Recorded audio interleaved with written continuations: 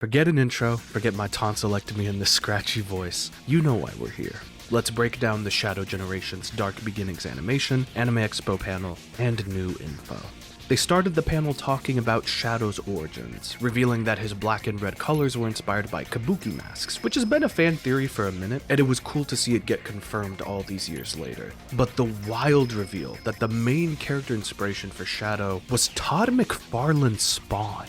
I don't think that has ever been on record before, and I love it. That character is so 90s. I've been rewatching clips of the HBO show and it is aged beautifully, and the more I've thought about it, the more it all connects. No wonder they gave Shadow guns in his 2005 game. No wonder the Doom powers have this symbiotic look to it. If Spawn is the inspiration, it helps everything make sense, on top of it just being one hell of a fun fact.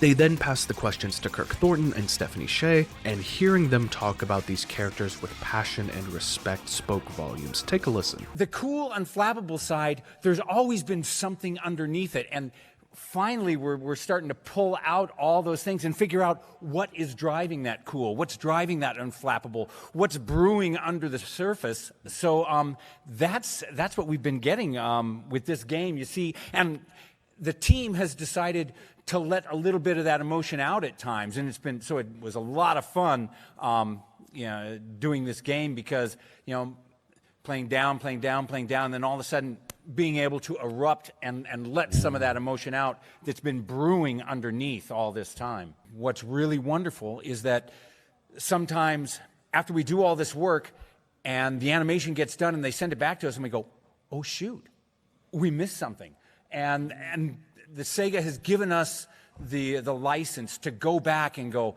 yes, this is how we fix it. And, because it's expensive to go back into the studio and redo something, but they're taking the time and giving us the opportunity to go back and get it right. We actually, which doesn't happen a lot. I don't know if you guys know this. Like when we record other video games, it really doesn't happen a lot. You go in there and you do your lines and you're like, bye, and then that's it. And then like months later, it comes out. And like they brought us back and we redid the scenes, like sometimes 3 times, or more, because they would tweak things, or they would, and sometimes it was for some kind of like physical element of the action, but other times it was like tweaking the character. I really relied on them and they were really great. In terms of her sweetness, that was easy for me.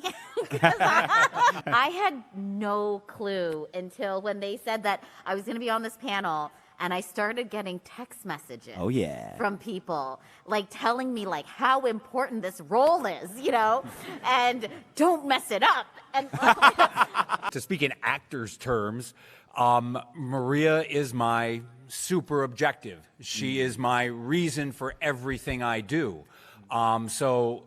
Yeah, she's just everything. And so I was created to protect her, the complete driving force behind his life. Kirk Thornton has never talked about Shadow like this, and I love when actors feel compelled to have that extra level of stewardship over the character they voice. I've always felt the disrespect towards our current Sonic voice cast has never been valid or justified, when it has always seemed clear to me that the voice direction and Sega's shame in the 2010s has always held their performances back. The attention to details matters again, and if this clip is anything to go by, we have some fantastic performances in store from these two for Shadow and Maria in both Dark Beginnings and Shadow Generations. We then get the clip itself, and man, it was worth the wait. This is what dreams are made of. We're going to see Shadow and Maria's relationship with a level of depth we never have before. It's gonna make her death hit so much harder, and then Emerald? We are referencing the journal logs from Sonic Battle, revealing Gunn sent Emerald to start the raid on the Ark. Seeing Emerald and Team Dark on the Anime Expo poster, like, this just feels right. The status quo is starting to return, and it's about damn time. The bio on the clip expands further. Past and present collide in a frantic chase for truth and understanding. Shadow is haunted by the memories of battles fought and lives lost. But these nightmares aren't just lingering pain. They're prompted by a force Shadow thought was destroyed. This is more Black Doom manipulation, forcing Shadow to relive his memories, and they really do mean nightmares. This frame with the jagged smiles over the gun soldiers that murder Maria, like, when was this level of nightmare fuel ever in Sonic before? This is a frame you'd see in Arcane showing the trauma and PTSD for Jinx, or in a nightmare sequence from the Joker, Scarecrow, and Batman, but this isn't Sonic the Hedgehog. This is real for Shadow. They are going there, no punches pulled, and I respect this so much. The cinematography, Shadow sprinting down the hall, clashing with Emerald. I'm ready for both the action and emotion in store across the prologue. To add to the gun point, conversation started to brew online about, well, what about the gun commander? We know he was on the Ark as a kid alongside Maria, and Ian Flynn, with no hesitation, comes in with a hashtag knowing smile. Ooh, we gonna get some good character interactions in this game. If we get anything that is in the ballpark of how the commander was in Archie, bring it all on, baby. I cannot wait to talk to Ian Flynn and Kyle after this game comes out. Flynn is getting to dive into lore I know he's been dying to get his hands on. Finally, I loved hearing the directors and animators talking about their craft. How meticulous they were with the details to how movement would look, to the sound effects on Emerald. That is the intention I love to hear involving Sonic. And one of the producers discussed how Sega was wanting a new animation style that fused anime and Western animation styles. And I think the 3D that looks 2D aesthetic that's begun getting more popular recently is a great call. I've rewatched this clip multiple times, and I still cannot believe this is real. This is the tone, style, and boldness I've wanted Sonic to have since I was young, and it is surreal to witness it happening at this level of quality. And we're getting 3 of these too.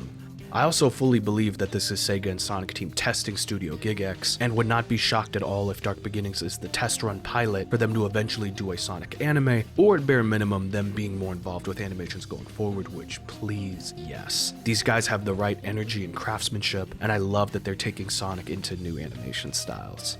I went into the Anime Expo panel with fairly high expectations, and they were completely shattered before the clip was even shown. Just seeing the amount of passion from the people working on this was already enough. Shadow Generations at this current point is the most excited I've ever been going into any Sonic video game or project. And if it sticks the landing, I would not be shocked at all if Shadow Gens becomes my favorite Sonic game ever when credits roll. Now, we wait for when Dark Beginnings parts will release, and when we learn more info about the game. Let me know, what did you love most about this panel and clip? Appreciate the love I've gotten while I've been healing. Next video, my voice should be back. Love y'all. Have a blessed one.